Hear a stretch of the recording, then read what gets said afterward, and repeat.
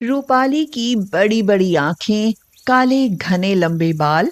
जैसा नाम था वैसा ही रंग रूप था। पढ़ाई लिखाई और घर के कामों में भी वह बहुत कुशल थी।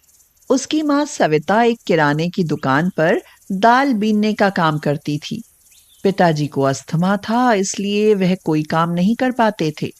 लेकिन वो इस बात से परेशान थे कि रूपाली के सिर में जुएं बहुत पड़ती हैं। रूपाली बोली, माँ, देखो ना मेरे सिर में कितनी जुएं हैं। सुबह को उठती हूँ तो दो चार जुएं मुझे तकिए पर चलती हुई मिल जाती हैं। क्या करूं तुम्हारी जुओं का। दाल बीनते बीनते आंखें इतनी कमजोर हो गई हैं कि ये जुएं दिखाई नहीं देती। तुम्हारे बाल भी नहीं कटवा सकती। वैसे भी आए दिन तुम्हारे रिश्ते आते रहते हैं। माँ देखो, ये जुएं मेरे कपड़ों पर भी चल रही हैं। रूपाली के लंबे बाल देखकर कोई भी मोहित हो जाता था। एक बार कॉलेज से आते समय देवेश की माँ सरला की नजर उस पर पड़ी। वो अपनी सहेली के साथ बाजार से आ रही थी। सरला बोली, इतनी खूबसूरत लड़की है और इसकी इतनी लंबी चोटी। काश ये मेरी बहू बन जाए तो मेरे देवेश के भाग खुल जाएं। सच, इसके पिताजी को तो मैं जानती हूँ। मैं कल ही उनसे अपने देवेश की शादी की बात करती हूँ। सरला की सहेली ने रूपाली के पिताजी से रिश्ते की बात कर ली और सरला अपने पति और देवेश के साथ बात पक्की करने आ गई। सविता बोली, सुनो रूपाली, सिर अच्छे से ढक कर रखना और हाँ, खुजली मत करना। तो रूपाली ने कहा, माँ सिर को छुपा लूंगी, लेकिन अगर कोई जू बाहर आ गई तो क्या होगा। कुछ नहीं होगा। पढ़ा लिखा अमीर लड़का है।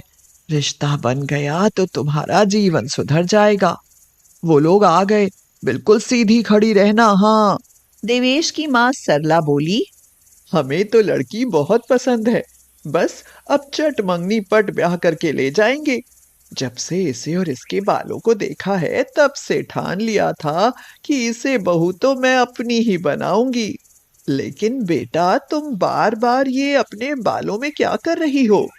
तो सविता ने कहा, वो क्या है ना कि जब ये थोड़ी सी नर्वस होती है तो सिर में खुजलाने लगती है। घबराने की जरूरत नहीं है रूपाली। मैं तुम्हें बहू नहीं बेटी बनाकर रखूंगी। देवेश के पापा हरीश बोले, अरे, ये क्या? यहाँ सोफे पर तो जूं चल रही है। रूपाली के पिताजी ने कहा, अरे जूं कहाँ से आएगी? हो सकता है सुरसुरी हो। अरे, आप भी बड़े गौर से देख रहे हो इसे। छोड़ो इन बातों को और रिश्ता पक्का करो। उनका रिश्ता पक्का हुआ और रूपाली की शादी देवेश से हो गई। रूपाली मायके से ससुराल आने तक सिर में खुजली करती रही। हे भगवान, ये जुएं तो मेरी सारी पोल पट्टी खोल कर ही छोड़ेंगी। अ, कुछ कहा क्या तुमने? और बार बार ये सिर क्यों खुजा रही हो तुम? क्या अभी नर्वस हो? लेकिन रूपाली क्या बताए, खुजली के मारे उसकी बेचैनी बढ़ती जा रही थी। बस अब तो मन कर रहा था कि सब उसके पास से हटे और वह अपने सिर में बहुत जोर से खुजाए। सरला ने पूछा, क्या बात है, अब क्यों खुजा रही हो? तो रूपाली बोली, माँ जी, मेरे बालों में फूलों से एलर्जी है। वो बालों में गजरे लगे हैं ना, इसलिए खुजली हो रही है। तो जाओ बहू, उधर अपने कमरे में जाकर बाल खोलकर गजरे हटा दो और सुबह जब बाहर आओ तो बाल खुले रख कर आना। लोगों को पता तो चले कि मेरी बहू साक्षात लक्ष्मी जैसी है। वह लक्ष्मी जैसे लंबे बाल लेकर आई है। कुछ पड़ोसने तो तुम्हारे बालों की तारीफ से जली भुनी बैठी हैं। रूपाली रात भर सो न सकी। वह ये सोच सोच कर परेशान हो गई कि अगर उसने बाल खुले रखे तो सबको उसकी जुओं के बारे में पता चल जाएगा। सुबह रूपाली घबराई सी अपने बालों की चोटी बांधकर और ढककर बाहर आई। सरला ने उससे पूछा, ये क्या बहू, बाल बांध लिए और इतना घूंघट करने की क्या जरूरत है? फिलहाल घर में कोई आदमी नहीं है, इसलिए सिर से कपड़ा हटा सकती हो। तो रूपाली ने कहा, माँ जी, मेरी माँ कहती हैं कि बड़ों के सामने सिर ढकना चाहिए। खुले बाल रखना बहू बेटियों के लिए सही नहीं है। तुम्हारी माँ की सोच बहुत अच्छी है। इसी तरह दिन बीतते गए। पूरे गांव में शोर था कि सरला की बहू के बाल सबसे लंबे और सुंदर हैं, लेकिन लाख जतन करने के बाद भी कोई उसके बाल देख नहीं पाया। इसलिए सबको लगता था कि ये सब झूठ है।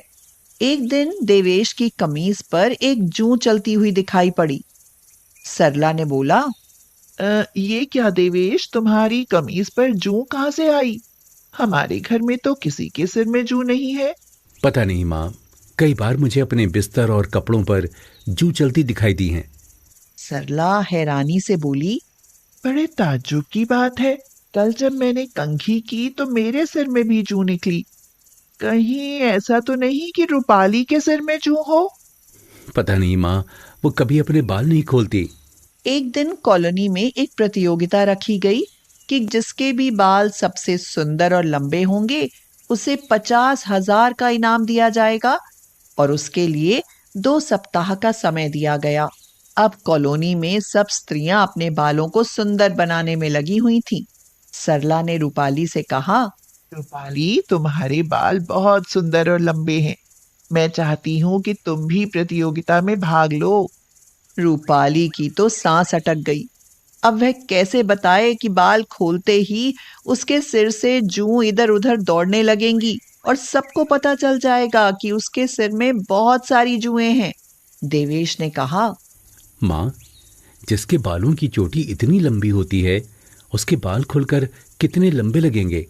मैं जानता हूँ कि पूरी कॉलोनी में सबसे लंबे बाल रूपाली के होंगे और वही जीतेगी। रूपाली रोने लगी और बोली, मैं इस प्रतियोगिता में भाग नहीं ले सकती। सरला ने हैरानी से पूछा, भाग नहीं ले सकती? मगर क्यों? क्या दिक्कत है? कहीं ऐसा तो नहीं कि तुम्हारे बाल नकली हों? मेरे बाल नकली नहीं है, बिल्कुल असली है, मगर फिर भी मैं प्रतियोगिता में भाग नहीं ले पाऊंगी। तो आखिर बात क्या है बहू? ये बात तो तुम्हें बतानी होगी। मेरे सिर में बहुत सारी जुएं हैं माँ जी, जो कभी खत्म नहीं हो पाती। क्या? हाँ माँ जी, मैं शर्म के मारे कभी बता ही नहीं पाई। मुझे डर लगता था कि इतनी जुएं होने के कारण आप लोग मुझे त्याग न दें। अरे रूपाली, कहीं तुम पागल तो नहीं हो? सिर्फ जुओं के कारण तुमने अपने इतने खूबसूरत बालों को छुपाए रखा और तुम्हें कैसे लगा कि हम तुम्हें त्याग देंगे? कितनी बुद्धू हो बहू।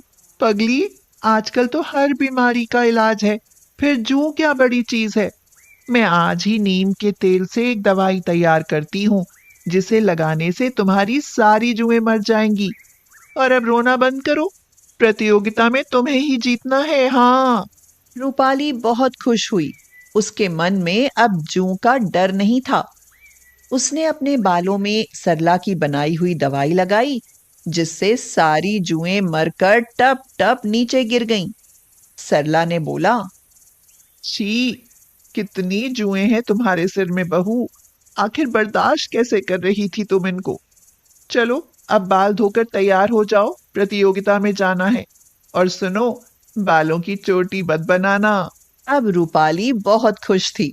उसके लंबे, घने, खुले, चमकदार काले बाल बहुत सुंदर लग रहे थे। आज उसके मन में आत्मविश्वास था। कॉलोनी के सब लोग उसे देखते ही रह गए।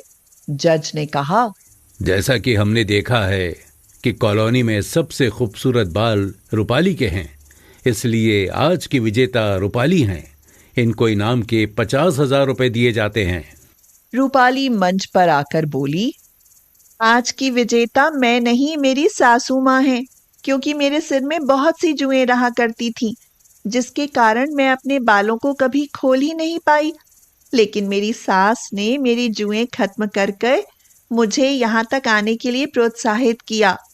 इसलिए मेरे लिए आज की विजेता मेरी सास हैं, क्योंकि आज उन्होंने ही अपनी जूं वाली बहू को जिताया है।